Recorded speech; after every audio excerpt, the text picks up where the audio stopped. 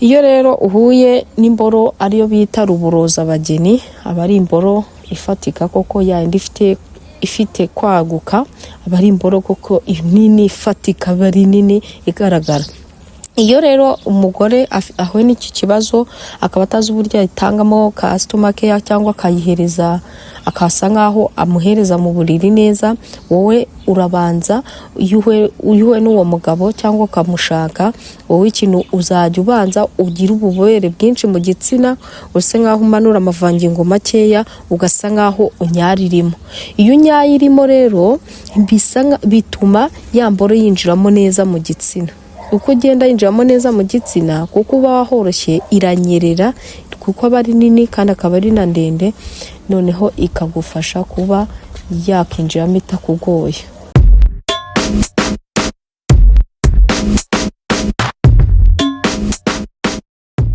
Ubushize mwambajije ngo imborongo ziryoshye ngo nizihe, niyo mpamvu rero mukunda kuba mwambaza nkabasubiza, kandi imboro ziraryoha zitandukanye.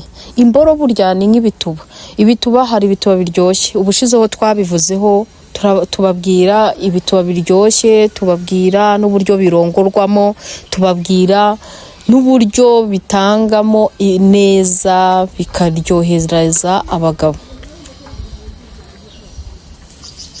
Iyo rero uhuye n'umugabo ufite imboro ndende, buri imboro ndende abagore benshi barayikunda, kandi akaba ari imboro bita ruvuna amatako. Iyo rero uhuye n'iyo mboro akenshi aba ari imboro iryoshye, kandi abagore benshi bakunda imboro nini kandi ikaba ari ndende. Iyo rero uhuye n'iyo mboro akaba ariyo bita ruvuna amatako, aba ari imboro ndende koko ifatika. Ukuntu rero uha wa mugabo mo iyo mboro, uramufasha, wamara kumufasha ukakimuha neza kugira ngo ayishyiremo imbere. Iyo ari kukurongora, kakurongoza ya mboro ndende, wenda ufite n'igitsina runaka, kuko ibitsina bishize twabivuzeho, uburyo ukimuha neza aba ari imboro ifatika, kandi ikaba ari imboro irebera ijisho, kandi ukabona kuko ifatika ntawe kuko ukabona ko ari ndende. Iyo rero uri kuba wamuha igitsina, ntago wunama cyangwa ntago ugarama. Akenshi ziriya mboro ndende arizo bita ruvuna amatako zikunda kurongora zicumita. Ikintu wowe umufasha iyo akukwa, yuko akenshi bakunda aposteri, kugira ngo noneho igire ubushake bwinshi cyane, wowe agaposteri umukorera uriya mugabo ufite imboro ndende, araryama, yamara kuryama wowe akasa nkaho ayiguha neza ukayicaramo. Iyo yicayemo ari njyewe mugore wayicayemo, umugabo akaryama agaramye, ntabwo wowe uyicaramo kugira ngo igeremo ndani mo imbere ako kanya, ahubwo wowe usa nkaho usutama, ugayisutama hejuru, ugasa nkaho ukoresha wa mutwe w'imboro ya mboro, kuko aba ari imboro ndende igaragara. Noneho ugasa nkaho umanuka ugacumita, ukaba ari wo mugore wowe umufasha mu gikorwa cy'imibonano mpuzabitsina, ukaba ari wowe usa nkaho umwirongorera. Noneho iyo umwirongoreye ugasa nkaho umucumita agaramye, ya mboro kwa bisa nkaho izamuka ihagaze, kuko n'imboro ihora ihagaze kandi ikaba ari ndende. Biroroha cyane kugira ngo nawe yumve uburyohe. Iyo rero uhuye n'imboro ariko bita nakaboro gato, hari akaboro, wenda ntabwo nshatse kuvuga akaboro kuko abenshi hari abantu wenda babyumva nabi ngo ni akaboro, kurya imboro zose aba ari imboro kuko zirongora kimwe. Ni imboro bita indiga. Ni imboro akenshi bakunda kuba abagore benshi bakunda, kubera yuko bakunda kuba bafite amabuno manini, kandi ikaba ari imboro ndende, nayo igasa nkaho inanutse, ifite umutwe munini gusa. Noneho iyo ari kugucumita, agucumitira inyuma, akaba ari agaturu kamwe k'inyuma. Iyo none ari kugucumitira inyuma, akenshi abagabo bafite iyo mboro y'indiga bakunda gucumita bahereye inyuma abagore babo, niho babumva bageze mu gituba neza. Iyo rero umugabo wawe afite iyo mboro, ujye wihangana umuhe iyo turu y'inyuma, kwa yuko agaturu k'inyuma niko kabahaza kandi kakabatosha bakumva barishimye. Iyo rero uhuye n'imboro ariyo bita ruburoza abageni, aba ari imboro ifatika koko, yandi ifite kwaguka, aba ari imboro koko nini ifatika, bari nini igaragara.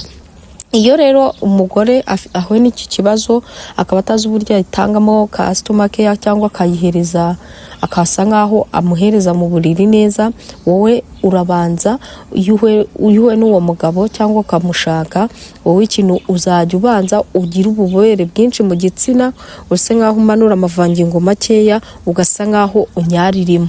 Iyo unyayirimo rero bituma yamboro yinjiramo neza mu gitsina. Uko ugenda yinjiramo neza mu gitsina, kuko uba wahoroshye, iranyerera kuko aba ari nini kandi akaba ari na ndende, noneho ikagufasha kuba yakinjiramo itakugoye. Iyo rero ubikoze gutyo, umugabo wawe ni hahandi ajya kurangiza akishima, kwa yuko burya umugabo wese yishima ari uko imboro yashyize mu gituba akarangiriza mu masororo mu gituba mo imbere.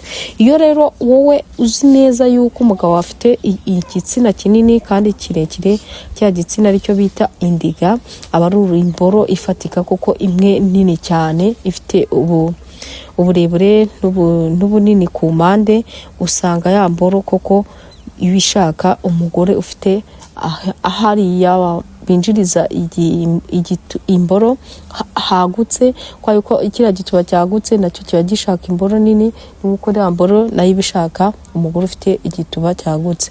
Iyo rero afite icyo gituba cyangwa akaba afite n'iyo mboro nini, akenshi biba byiza iyo ahuye n'umugore wagutse mu gituba, kwa yuko niho arangirizamo akishima. Iyo rero umugabo akunda kuba yagira ubushake bukeya, tugiye kujya kuri za mboro zigira ubushake bukeya cyangwa akarangiza ari uko umufashije, kandi uko umufasha akaba ari umudamu ugira mu ruhare. Hari abagabo bagira icyo kibazo, ugasanga afite ubushake bukeya kandi buturutse ku mugore, ugasanga ubushake bukeya buturutse ku mugore ntago amufasha. Akenshi rero n'ujya umufasha uzajya umufasha uti rero, nimba umugabo wawe ari kukurongora, gerageza ukoreshe igice cy'umubiri wawe byose bishoboka, unyonge nimba uri kunyonga, cyangwa umuhe n'ururimi rwawe arwonke ari kukurongora, kwa ko buriya iyo uri gusoma umugabo kandi yashyize imboro mu gituba, ni hahandi atangira ubushake no hasi ku mboro, noneho bikazamukira rimwe, kwa yuko uba umuha ubushake bwo kumusoma nawe akagira ubushake bwo kuba yakurongora. Biba byiza iyo wisanzuye ku mugabo wawe, cyangwa umugabo wawe akakwisanzuraho akagukarisa bihagije, akoresheje kwenda kuba yagusoma cyangwa kuba yakonga amabere cyangwa akonga n'igitsina. Iyo rero umugabo akunda kuba yakoresha ibyo bice byose nkubwiye, konga ibere, konga igitsina, kuba yagusoma, buriya ni ibintu bigize kuba biba byakurura wa mugabo cyangwa byakurura wa mugore udakunda kugira ubushake. Akenshi idore icyiza cyo kuba umugabo wawe yaguha izo keya, akenshi ntago wamuca inyuma, ntago wamwanga, ntago wamwishisha, ntago wamwiyumvamo nabi, kwa yuko akenshi umugore ukunda kurongorwa ari uko bamukarishije, bamuhaye karise zishoboka. Akenshi bikunda kuba byiza, umugabo agira ibyishimo ku mugore we, kwa ko bamwihaye wese, ugasanga n'umugore agize ibyishimo ku mugabo. Iyo rero wa mugabo agira umudamu udakunda kumuha uburenganzira ku bice by'umubiri byiwe, akenshi usanga babipfa, ugasanga akenshi yumva agize umunabi uhoraho, kubera yuko burya umunabi uturuka kuba mu mibonano mpuzabitsina, ugasanga yamuhaye igitsina nabi cyangwa amakarisi nabi. Akenshi ugasanga wa mugore niwe wishe ibintu byose, cyangwa n'umugabo nagazi gukarisa kwa yuko utamufashije. Akenshi umwe afasha undi kugira ngo unkarise nanjye njye ngukarisa. Buri akenshi iyo umugore atinyutse ni ukajya uryama umere nk'igiti, ugasanga umugabo re yaryamye yagaramye, ntago ari gufata umugabo wiwe amukarise cyangwa nawe amuhe customer care yo kuba wamuha kaye mu buriri. Iyo ukarisha umugabo wawe cyangwa ukamuha umwanya uhagije kumukorakoraho hose, biragufasha wa mugore we, bituma kurongora umwanya munini. Kandi ugasanga n'imboro mboro uvuga ngo ngo umugabo wanjye afite ikibazo cyo kudashyukwa, ngo nago ngishyukwa, ngo nagihaguruka, ngo uyu mugabo ngo nagagishyuka. Biba byiza iyo umufashije. Akenshi twebwe abagore nitwe bireba, kwa yuko utihaye umwanya n'umugabo we ntago guha umwanya.